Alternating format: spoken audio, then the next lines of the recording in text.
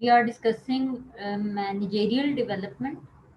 Manager की learning और development के ऊपर हम डिफरेंट टॉपिक्स को स्टडी करते आ रहे हैं, जिसमें प्योरली फोकस जो है वो इसी चीज़ पे होता है कि किस तरह से आप मैनेजर्स की एग्जिस्टिंग स्किल्स को इम्प्रूव करके या डेवलप करके उनकी जो करंट लेवल ऑफ परफॉर्मेंस है उसको इंक्रीज कर सकते हैं। तो बेसिकली हम मैनेजर्स को स्किलफुल बना रहे होते हैं ताकि वो अपनी लर्निंग से या डिफरेंट जो भी डेवलपमेंट प्रोग्राम्स हैं उनसे लर्न करने वाली जो भी स्किल्स हैं या एबिलिटीज़ हैं, whatever they are learning in those kind of programmes, उसको वो ऑर्गेनाइजेशन में इम्प्लीमेंट करते हुए अपने रोल्स एंड रिस्पॉन्सिबिलिटीज़ को फुलफिल करें। और of course they are managing a group of people at their departmental level, या अगर वो फर्स्ट लाइन मैनेजर हैं, वो मिडिल लेवल मैनेजर हैं, वो टॉप लेवल मैनेजर हैं, वो किसी भी लेवल के मैनेजर्स हैं, उनके कुछ जो है वो एक ग्रुप ऑफ सबऑर्डिनेट्स होते हैं और उन्हीं को वो मैनेज कर रहे होते हैं और अपने डिफरेंट डिपार्टमेंटल या अपने अपने जो मैनेजेरियल हायरार्किकल लेवल है उस पे रहते हुए अपने different set of duties and responsibilities को परफॉर्म कर रहे होते हैं। और उन सेट ऑफ ड्यूटीज़ को परफॉर्म करने में कहीं ना कहीं और जो उनके डेजिग्नेशन पे रहते हुए जो उनके ऑर्गेनाइजेशनल ऑब्जेक्टिव्स हैं उनको पूरा करने में they have to depend upon their subordinates. तो whatever they are learning in development programmes, उस हासिल होने वाली लर्निंग को वो इम्प्लीमेंट करते हैं अपने डिपार्टमेंट के अंदर या एटलीस्ट उन सबऑर्डिनेट्स के अंदर जो कि मिल के अपना टास्क कंप्लीट करते हैं और थोड़ा बहुत या किसी ना किसी लेवल का कंट्रीब्यूशन अपने डिपार्टमेंट के गोल अचीवमेंट में वो दे रहे होते हैं। तो हमने डिफरेंट मेथड्स लर्निंग के हवाले से भी पढ़े, डेवलपमेंट के हवाले से भी पढ़े। तो अब हम आजकल जो स्टडी कर रहे हैं वो रिसर्च पेपर्स की बेस पे हमारी लेक्चर्स होती हैं।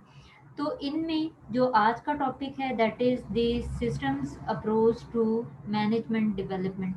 ये कंप्लीट प्रोसेस है जिसके थ्रू कोई भी ऑर्गेनाइजेशन अपने मैनेजमेंट को या अपने मैनेजर्स को डेवलप कर रही होती है in order to improve their performance. तो इसको योरेम ज़ीरा ने लिखा है, इन्होंने रिसर्च स्टडी कंडक्ट की है और बड़ी इंटरेस्टिंग रिसर्च स्टडी है। इसका फर्स्ट हाफ हम आज की क्लास में डिस्कस करेंगे and I will try my best के सेकंड हाफ इसका नेक्स्ट क्लास में हम करें, क्योंकि उसमें इसी प्रोसेस को इन्होंने डिफरेंट ऑर्गेनाइजेशंस के अंदर अप्लाई करके देखा कि क्या सिस्टम अप्रोच को जिस तरह से हम बुक लेवल पे पढ़ रहे होते हैं या हमारे कॉन्सेप्ट्स जिस तरह से डेवलप किए जा रहे होते हैं, तो ये बड़ा ईजियर सा लगता है कि ठीक है पहली स्टेज ये होती है, फिर दूसरी, तीसरी, चौथी एंड सो ऑन, और उनको स्टेप बाय स्टेप इम्प्लीमेंट कर दिया जाता है।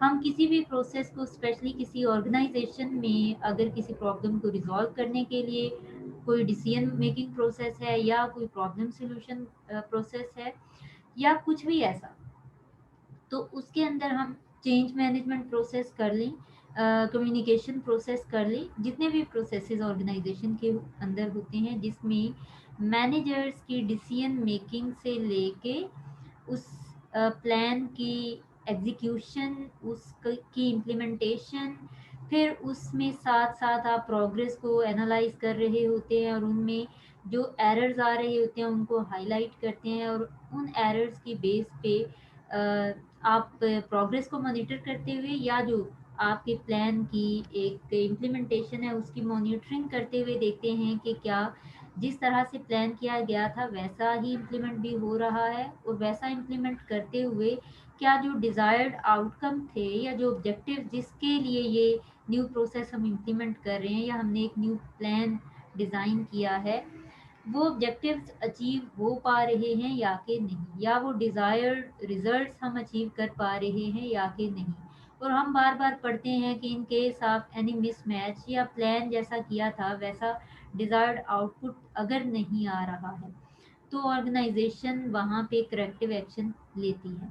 अगर वो डिसीजन मेकिंग प्रोसेस है तो डिफरेंट अल्टरनेटिव जनरेट करती है, उसके बाद उनको इवेलुएट करती है, उनमें से बेस्ट वन को चूज़ करती है, एग्जीक्यूट करती है, और इम्प्लीमेंटेशन के बाद जब वो मॉनिटर करती है तो उसमें देखती है कि कुछ एरर्स आ रहे हैं, और फिर वो side by side corrective actions ले रही होती है। तो ये क्या, जिस तरह से पढ़ने में हम थ्योरेटिकली पढ़ते हैं, ये इम्प्लीमेंट करना और मॉनिटर करना, और क्या ये आसान है कि आप ये सब कर सकें? प्लस ये कि क्या उसमें एरर्स की आइडेंटिफिकेशन ईजी हो सकती है? और अगर वो इजीली आप आइडेंटिफाई कर पा रहे हैं तो उनके लिए अप्रोप्रिएट जो करेक्टिव एक्शन ऑर्गेनाइजेशन लेती है, उसके क्या हालात वाक़यात हैं इन एक्चुअल, इन रियलिटी, वो कैसा होता है। तो इसी पेपर का सेकंड हाफ जो है वो इसी बारे में है कि सिस्टमेटिक अप्रोच जो है मैनेजमेंट डेवलपमेंट की, वो तो हम पढ़ लेंगे आज। तो क्या उसको प्रैक्टिकली अगर इम्प्लीमेंट किया जाए तो कौन से ऐसे चैलेंजेस एक ऑर्गेनाइजेशन को फेस करना पड़ते हैं, या कौन सी स्टेज पे किस टाइप के चैलेंजेस आ सकते हैं और उनको कैसे सॉल्व किया जा सकता है, या क्या जिस तरह से हम सिस्टमेटिक प्रोसेस को पढ़ते हैं, या सिस्टमेटिक अप्रोच को पढ़ते हैं, या किसी भी प्रोसेस को, क्या उसी तरह से वो इम्प्लीमेंटेबल होता भी है या कि नहीं होता। तो एक जो आपका कंसेप्चुअल वर्क है और जो प्रैक्टिकल इम्प्लीमेंटेशन है उसकी, वो उसके बारे में इन्होंने एक स्टडी कंडक्ट की है।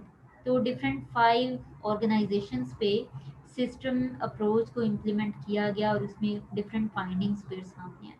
वो जो फाइंडिंग्स हैं, या जो 5 डिफरेंट ऑर्गेनाइजेशंस पे सिस्टम अप्रोच को इम्प्लीमेंट किया गया, उसमें क्या उसके रिजल्ट्स आए, क्या उसमें जो चैलेंजेस हैं वो फेस करना पड़े, ये नेक्स्ट क्लास में हम पढ़ेंगे। आज हम पढ़ेंगे सिस्टम सिस्टम अप्रोच, जो कि मैनेजमेंट डेवलपमेंट के हवाले से है। तो कोई भी रिसर्च स्टडी है, हमने पहले आपको एक सेल्फ स्टडी के लिए या असाइनमेंट के तौर पे मैंने पेपर दिया था, उसमें भी आपने देखा होगा कि हमेशा पहले इंट्रोडक्शन लिखा जाता है। एक दो पेपर्स मैंने भी आपको पढ़ाए और उसमें भी पहले इंट्रोडक्शन ही होता है कि ये किस चीज़ के बारे में है और क्यों ये स्टडी कंडक्ट की जा रही है। उसके बाद फिर जो उनका मेन टॉपिक होता है उसके ऊपर आते हैं और फिर उसकी फाइंडिंग्स और कंक्लूजन आता है। तो let's introduce the paper. Management development programs are based on the understanding that continuous organizational adjustment requires as a parallel continuous development of the managerial staff through planned learning activities. अब कोई भी organisation है, हम जानते हैं कि वो vacuum में ऑपरेट नहीं कर रही होती है, ना ही वो सिंगल ऑर्गेनाइजेशन होती है कि वो उसकी जो भी स्ट्रेंथ्स हैं, जो भी वीकनेसेस हैं, उनके साथ वो ऑपरेट कर रही है। ना उसको कोई compete करने वाला है, ना कोई एक्सटर्नल फोर्स है जो उसको इन्फ्लुएंस करे, और ऑर्गेनाइजेशन के कंट्रोल में ही सब कुछ होता है। तो ऐसा कोई आइडियलाइज, या हम कह सकते हैं कि कोई ये इमेजिनरी एक वर्ल्ड बन जाती है, ऐसा रियलिस्टिकली ऐसा पॉसिबल नहीं होता, क्योंकि ऑर्गेनाइजेशन एक इंडस्ट्री में ऑपरेट कर रही होती है। उस इंडस्ट्री के कुछ अपने फैक्टर्स होते हैं, कुछ जिस सिस्टम में, जिस कल्चर में, जिस कंट्री में ऑर्गेनाइजेशन ऑपरेट कर रही होती है, उसके फैक्टर्स होते हैं, जो कि ऑर्गेनाइजेशन के अंदर होने वाली तमाम बिजनेस ऑपरेशंस को डायरेक्टली या इनडायरेक्टली इन्फ्लुएंस कर रही होती है, जो कि beyond the control of organisation होती है। अब जो चीज़ आपके कंट्रोल में नहीं है, ऑफ कोर्स आप उसको चेंज नहीं कर सकते हैं, आप उसको रोक नहीं सकते, आप कुछ भी नहीं कर सकते हैं, बल्कि उसके मुकाबले में you need to be immune enough कि अगर उसमें कोई चेंज आता है तो आपके ऊपर उसके जो नेगेटिव असरात हैं वो कम से कम आए। तो कंपनी में यही हो रहा होता है। इसी तरह से आप प्रोएक्टिव अप्रोच यूज़ करेंगे या फिर रिएक्टिव अप्रोच यूज़ करेंगे, कि या तो आप पहले इससे एंटिसिपेट करें कि मार्केट में जो एक्सटर्नल फोर्सेस हैं उनमें किस तरह का चेंज आ सकता है, और उसके हिसाब से आप अपनी प्लानिंग करें, उसके हिसाब से आप अपनी बिजनेस एक्टिविटीज़ को मैनेज करें। दूसरा क्या हो सकता है कि whenever there is a change in external market, वो कोई भी फैक्टर है, वो पॉलिटिकल फैक्टर है, वो कल्चरल है, सोसाइटल है, सोशल है, इकोनॉमिकल फैक्टर है, टेक्नोलॉजिकल फैक्टर है, वो किसी भी तरह का अगर फैक्टर है तो उसमें चेंज आने से आपको फिर अपने बिजनेस ऑपरेशंस जो हैं वो रीडिज़ाइन करना पड़ेंगे या उनके अंदर कोई ना कोई मॉडिफिकेशन या चेंजेस आपको लाना पड़ेंगे। रीज़न ये है कि आपको रिएक्ट करना पड़ेगा उस एक्सटर्नल फोर्स में आने वाले चेंज के हिसाब से, अदरवाइज आपका सर्वाइवल उस मार्केट में मुश्किल हो जाएगा, उस इंडस्ट्री में आप सर्वाइव नहीं कर पाएंगे ज़्यादा अरसे तक। तो इसलिए व्हेन एवर ऑर्गेनाइजेशन के अंदर किसी भी तरह का चेंज लाना पड़ता है due to change in external environment, और ये मुसलसल होता रहता है, दैट्स वाई इसको कंटिन्यूअस ऑर्गेनाइजेशनल एडजस्टमेंट का लेबल दिया गया कि आपकी ऑर्गेनाइजेशन को with respect to external factors खुद को एडजस्ट करना पड़ता है मुसलसल। कभी टेक्नोलॉजी में चेंज आ रहा है, कभी पेट्रोल की प्राइसेस में चेंज आ रहा है, सोसाइटी जो है उसका माइंडसेट उसमें चेंज आ रहा है, उनके एटीट्यूड, उनके बिहेवियर्स, उनकी लाइकिंग डिसलाइकिंग, उनका टेस्ट, उनकी अफोर्डेबिलिटी, उनकी बाइंग हैबिट, हर एक चीज़ के अंदर चेंज आ रहा होता है। तो उसके अकॉर्डिंग ऑर्गेनाइजेशंस को एडजस्ट करना पड़ता है अपनी बिजनेस एक्टिविटीज़ को।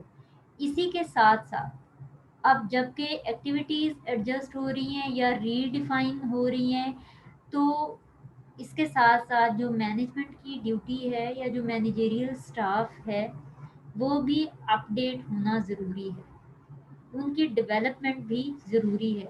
अगर मार्केट में किसी भी एक्सटर्नल फैक्टर में चेंज आता है तो उसके हिसाब से अगर ऑर्गेनाइजेशन अपने आप को एडजस्ट करती है, अपने कल्चर को वो जो है वो थोड़ा फ्लेक्सिबल बना लेती है, या फिर वो ओपन एनवायरनमेंट सिस्टम बना लेती है, या वो इस तरह से किसी ना किसी तरह से या अपना स्ट्रक्चर जो है उसमें डीलेयरिंग कर देती है, वो कुछ भी अगर ऑर्गेनाइजेशनल लेवल पे एडजस्टमेंट करती है, अब उसके अंदर ऑब्वियसली जो पुराना पैटर्न है या पुराना स्टाइल है एक मैनेजर का, वो हो सकता है यूज़फुल ना हो। तो मैनेजर के लिए कुछ न्यू एबिलिटीज़ रिक्वायर्ड होंगी in order to manage this group of subordinates. तो यही वजह है कि जैसे जैसे जितनी कंटिन्यूअसली ऑर्गेनाइजेशन को एडजस्ट करना पड़ता है, उसी के साथ साथ पैरेलल होते हुए मैनेजर्स को डेवलप करना ज़रूरी है। और ये डेवलपमेंट कैसे पॉसिबल होगी? उनकी प्लान्ड लर्निंग एक्टिविटीज़ के थ्रू। क्या आप देखें, अगर एंटिसिपेट कर सकते हैं, well and good, proactive approach use करते हुए आप टाइम से पहले आने वाले खतरे या आने वाले एक्सटर्नल मार्केट के किसी भी फैक्टर में जो चेंज है उसके हिसाब से अपनी तैयारी पकड़ें। अपनी ऑर्गेनाइजेशन के structure, culture, business activities, processes, rules, regulations, technology, हर चीज़ को अपडेट करने के लिए आप तैयार रखें। उसके साथ साथ अपने मैनेजर्स को भी आप फ्यूचर पर्सपेक्टिव के हवाले से तैयार रखें कि उनके लिए फ्यूचर में किस टाइप की स्किल्स रिक्वायर्ड होंगी। तो ऑफ कोर्स सबसे बड़ी एग्जांपल हमारे पास टेक्नोलॉजी है, टेक्नोलॉजिकल एडवांसमेंट्स आती रहती हैं तो ऑर्गेनाइजेशन नई machinery, new applications, new systems, new databases को जो है वो वेलकम करती है, इंस्टॉल करती है, उसको यूज़ करती है। लेकिन जब तक मैनेजर्स को की नॉलेज अपडेट नहीं होगी, वो टेक्नोलॉजिकली एडवांस नहीं होंगे, अपने नॉलेज को अपडेट नहीं करेंगे, तब तक पॉसिबिलिटी क्या होती है कि सबऑर्डिनेट्स जो कि स्किलफुल हैं, जो कि एक्सपर्ट हैं टेक्नोलॉजी में, वो मैनेजर के इस नाअहली का फ़ायदा उठाते हुए ऑर्गेनाइजेशन के लिए कोई भी हार्मफुल एक्टिविटी जो है वो परफॉर्म कर सकती है, या वो ऑर्गेनाइजेशनल रिसोर्सेज को पर्सनल यूज़ में लाना शुरू कर सकते हैं, किसी भी तरह से वो हार्मफुल हो सकते हैं। तो इसलिए आपके मैनेजर्स की डेवलपमेंट भी ज़रूरी है। सो आप एंटिसिपेशन की बेस पे प्लान करें कि ऑर्गेनाइजेशन के अंदर किस टाइप का चेंज रिक्वायर्ड होगा, और उस चेंज के साथ इन लाइन करना है एक मैचिंग जो स्किल्स हैं, आपने वो लिस्ट डाउन करनी है, उनको प्लान करना है कि वो कौन सी स्किल्स होंगी जो कि फ्यूचर में हमारे मैनेजर्स को रिक्वायर्ड होंगी, और उन वो स्किल्स जो हैं वो किस तरीके से इनको लर्न करवाई जा सकती हैं, या स्किल डेवलपमेंट प्रोग्राम हमारा किस तरह से होगा, तो अप्रोप्रिएट डिज़ाइन किया जाएगा। Thus, management development programs are vital components in the process of organizational change. अब ऑर्गेनाइजेशनल चेंज जैसे हमने पहले बात की है कि due to change in external factor उसका इन्फ्लुएंस ऑर्गेनाइजेशन के ऊपर डायरेक्टली इनडायरेक्टली आ ही रहा होता है। तो ऑर्गेनाइजेशन को अपने एग्जिस्टिंग सिस्टम्स को मॉडिफाई करना पड़ता है, उनको चेंज करना पड़ता है। वो जैसे पहले होते हैं उनसे अपडेट करना पड़ता है। डीलेयरिंग हो गई, ऑर्गेनाइजेशन का स्ट्रक्चर चेंज किया, कल्चर चेंज किया, रूल्स रेगुलेशंस पॉलिसीज मशीनरी किसी भी तरह का चेंज अगर आता है तो उसके लिए ज़रूरी है कि आपके मैनेजमेंट की डेवलपमेंट भी हो। और वो कैसे पॉसिबल होगी? मैनेजमेंट डेवलपमेंट प्रोग्राम्स के through, since they are responsible for preparing the managerial staff to cope successfully with environmental and internal changes. अब environment के हिसाब से internally change आ रहा है तो internally operations are being changed, तो उनके लिए updated skills of managers will be required so that organization अपनी resources को की यूटिलाइजेशन को मैक्सिमाइज करते हुए टाइमली अपने गोल्स को अचीव कर पाए। Systems approach to management development. The major objective of management development programs is to change managerial behavior. अब जितना भी क्यों जब हम उनकी स्किल्स को अपडेट कर रहे होते हैं वाया मैनेजमेंट डेवलपमेंट प्रोग्राम्स या किसी भी तरह का लर्निंग प्रोग्राम, तो इट इज़ अंडरस्टूड कि हम उनका जो एग्जिस्टिंग बिहेवियर है उसको चेंज कर रहे होते हैं। एग्जिस्टिंग बिहेवियर का क्या मतलब हुआ? ऑर्गेनाइजेशन के डिफरेंट बिहेवियर्स आपने पढ़े होंगे ओबी के अंदर, जैसे जॉब सेटिस्फेक्शन हो गया, जॉब परफॉर्मेंस हो गया, प्रोडक्टिविटी हो गई, आउटपुट हो गया। इसके अलावा जो एम्प्लॉय की इंगेजमेंट है, एम्प्लॉय की आइडेंटिफिकेशन है अपनी ऑर्गेनाइजेशन और अपने टास्क के साथ, और इसी तरह के multiple behaviours.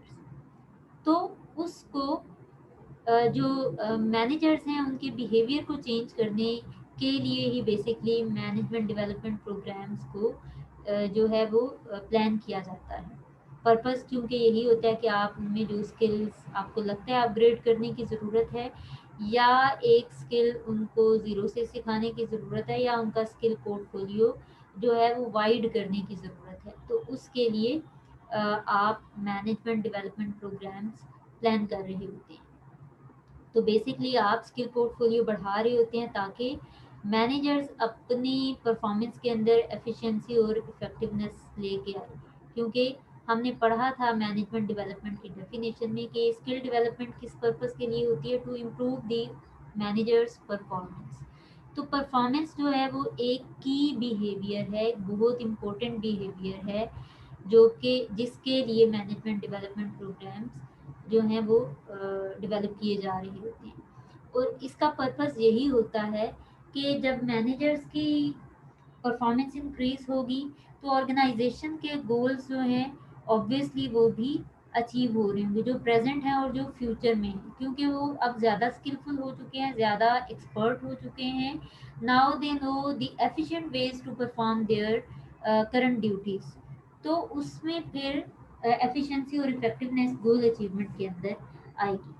This requires both careful definition of the desired managerial behavior and close study of present managerial behavior. एक तो आपने केयरफुली देखना है कि एग्जिस्टिंग बिहेवियर ऑफ मैनेजर को क्या है, फिर उसके बाद आपको कैसा बिहेवियर मैनेजर्स का चाहिए in the form of performance, in the form of productivity, in the form of their output. Desired behaviour क्या है? जो आप अपने वो कौन सा लेवल है परफॉर्मेंस का जो चाहते हैं आप कि आपके मैनेजर्स परफॉर्म करें, और करंट परफॉर्मेंस उनकी क्या है। इसी तरह से हम स्ट्रेस मैनेजमेंट या प्रॉब्लम सॉल्यूशन की तरफ जाएं तो उसमें मैनेजर्स से आपकी एक्सपेक्टेशंस क्या है, आपके ख्याल में आप क्या सोचते हैं कि मैनेजर जो है एज अ डिसीजन मेकर कैसा होना चाहिए, योर आइडियल डिसीजन मेकर। फिर आइडियल प्रॉब्लम सॉल्वर, इसी तरह से ideal stress handler, ideal human resource manager. What ever the duty your manager is playing, उसमें आप क्या एक्सपेक्ट करते हैं कि आपका मैनेजर कैसा हो, उसका डिजायर्ड बिहेवियर, प्लस करंटली वो कैसा परफॉर्म कर रहा है, वो किस तरह से ह्यूमन रिसोर्स को मैनेज कर रहा है, वो किस तरह से स्ट्रेस को मैनेज कर रहा है या हैंडल कर रहा है, वो किस तरह से डिसीजन मेकिंग कर रहा है, किस तरह से प्रॉब्लम्स को सॉल्व कर रहा है। अब इसमें जो करंट मैनेजेरियल बिहेवियर है और जो डिज़ायर्ड मैनेजेरियल बिहेवियर है, इनको कंपेयर किया जाएगा।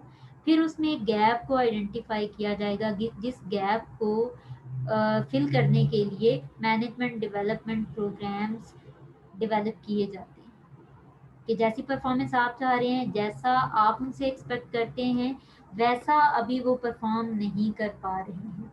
तो एक्सपेक्टेड लेवल ऑफ परफॉर्मेंस को इंश्योर करने के लिए मैनेजर को क्या कुछ सिखाया जाना ज़रूरी है, वो गैप होगा। फिर वो जो क्या कुछ सिखाया जाना ज़रूरी है वो बेसिकली स्किल्स हैं, तो उन स्किल्स और एबिलिटीज़ के लिए किस तरह के प्रोग्राम्स को डेवलप किया जाना चाहिए, तो इसमें प्लानिंग हो रही होती है। तो सिस्टम्स थ्योरी के अकॉर्डिंग डिफरेंट 4 स्टेप्स हैं जो कि मैनेजमेंट डेवलपमेंट में इन्वॉल्व हैं। दैट्स वाई इसको, क्योंकि सिस्टम थ्योरी की बेस पे मैनेजमेंट डेवलपमेंट के 4 डिफरेंट स्टेप्स की बेस पे एक प्रोसेस को इस्टेब्लिश किया गया है, दैट्स वाई इसको systems approach to management development भी कहा जाता है। इसमें डिफरेंट 4 स्टेप्स हैं। फर्स्ट स्टेप है identification and definition of the desired managerial change. इसमें उसका मैनेजर का करंट वर्सेस जो डिजायर्ड बिहेवियर है वो देखा जाएगा, फिर गैप को फिल किया जाएगा।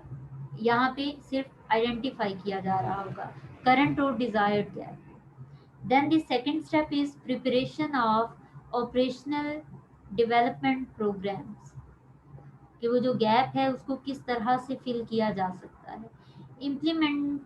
Implementation of the development programmes, finally आपने उसको एग्जीक्यूट कर दिया, आप अपने मैनेजर्स को वो स्किल्स सिखाना शुरू हो गए जो कि रिक्वायर्ड थी, जिसका गैप आपने आइडेंटिफाई किया था, जो आपने देखा था कि आपके मैनेजर्स की कौन सी स्किल डेफिशिएंसी है, वो स्किल डेफिशिएंसी कैसे पूरी की जाएगी। पहले आपने फर्स्ट स्टेप में स्किल डेफिशिएंसी को आइडेंटिफाई करना है, फिर उस स्किल डेफिशिएंसी के लिए अप्रोप्रिएट डेवलपमेंट प्रोग्राम क्या हो सकता है प्लान करेंगे, फिर उस स्किल डेफिशिएंसी के प्लान प्रोग्राम को एग्जीक्यूट किया जाएगा, उसको इम्प्लीमेंट किया जाएगा, और फाइनली अब आपने उसको स्किल्स सिखा दी। उसके बाद जो फोर्थ स्टेप है वो आएगा इवेलुएशन एंड फीडबैक, कि उसने क्या सीखा, क्या आपकी एक्सपेक्टेशन थी उससे, और करंट बिहेवियर कैसा था। गैप को आइडेंटिफाई किया गया, फिर उसके लिए अप्रोप्रिएट जो डेवलपमेंट प्रोग्राम है वो क्या हो सकता है, और उसमें अगर तो आप स्किल्स डेवलप करना चाह रहे हैं तो स्किल डेवलपर या जो एक ट्रेनर है वो भी अप्रोप्रिएट होना चाहिए। तो उसके बाद फिर आप देखते हैं कि ठीक है, एक ट्रेनर भी आया, एक सूटेबल एनवायरनमेंट भी प्रोवाइड किया गया to the manager. At the end, is he capable enough to perform or to show that desired managerial behavior or not? आपने ये भी देखना है कि क्या वो मैनेजमेंट डेवलपमेंट प्रोग्राम इफेक्टिव रहा या कि नहीं रहा, तो इसमें इवैल्यूएशन एंड फीडबैक दिया जाएगा। अब यहाँ पे हम फर्स्ट स्टेप को डिस्कस करते हैं, that is the identification and definition of the desired managerial change.